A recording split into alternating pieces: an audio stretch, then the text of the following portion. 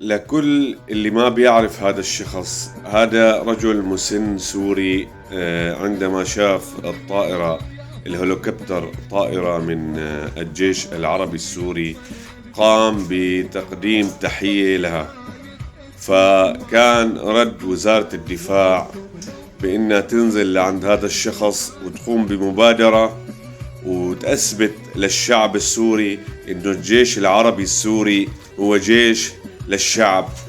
كان بعد ما كان جيش يقصف البراميل على سوريا الحبيبة وعلى شعبها، اليوم هو جيش بيحمي الشعب السوري، وهو جيش نفتخر في حق الافتخار.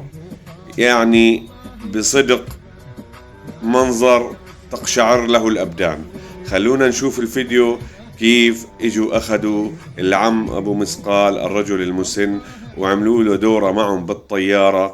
وانتوا اعطوني رأيكم بالجيش العربي السوري اللي بيرفع الراس. خلونا نشوف الفيديو مع بعض اخواتي، ولا تنسونا من اللايك والمشاركة وترفعونا هالفيديو، واللي ما تابعنا يتابعنا فضلا وليس امرا لحتى نستمر بهمتكم وبمشاركاتكم.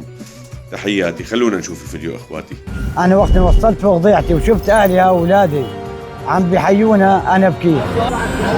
اليوم بمبادرة من وزارة الدفاع الحجي راح يعيش تجربة الطيران بأحد المروحيات السورية. خاف منها اليوم اني راكب الفضل الله، ثم للشرفاء الصادقين كالحوالينا حوالي خان السبل وسرافل. هاي هي المروحية.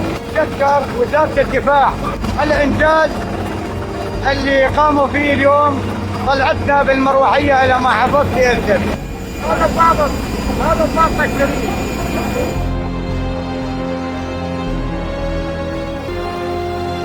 شعوري ما بنوصف، لأنه نحن شوف المطار هذا هو اللي كان مأذي كل سوريا تقريبا.